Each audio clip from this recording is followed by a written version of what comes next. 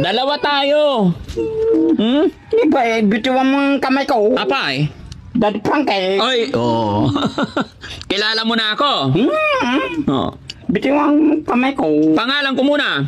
Daddy Frankie. Oh, kaibigan mo ako. Kaibigan ko, kaibigan. Oh, kaibigan. Basta ayaw at Naayos ko itong sarili ko. Ano? Aayusin mo sarili mo.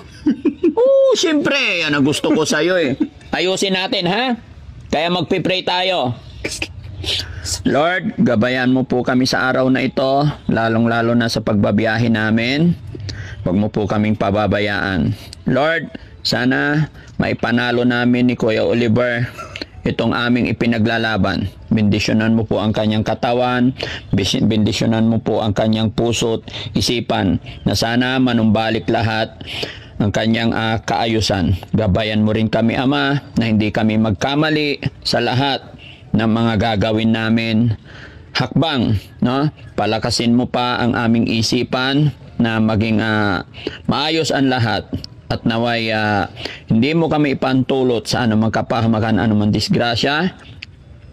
Ilayo mo po kami sa mga taong nag-iisip o nagbabalak ng hindi maganda sa amin. Patumbayan nawa ang buhay ni Kuya Oliver, no? Salamat po, Panginoon. God bless. Maraming salamat din po sa inyong lahat, mga kababayan, lalong-lalo na sa mga gumagabay sa Team Daddy Frankie, lahat ng mga sumusuporta sa amin. Isa lang ang hiling ko, mga kababayan, tulungan at samahan nyo kami hanggang mabago natin ang buhay ni Kuya Jerome. Ipanalangin nyo po kami na mas makabuluhan pa ang aming mga gagawin, lalong-lalo na sa ating kapatid na talagang nahihirapan, kumbaga malalim yung pinagdadaanan ng kanyang buhay. Pero isa lang masasabi ko, mga kababayan, habang may buhay, may pag-asa. Lagi lang tayong magtitiwala kay God. Magandang morning po sa atin lahat, mga kababayan.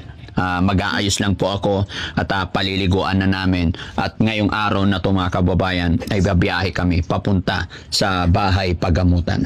Okay na, Kuya Oliver, thank you. Malaking pagbabago niya, mga kababayan. Kung mga nakaraan hindi natin makakausap na maayos, sa tiyaga natin, kilala na niya tayo. Nakakausap na ng maayos, no? Ng mga kapalat, madalas kitang makitang may kasama ka. Ang mga kamay, una nang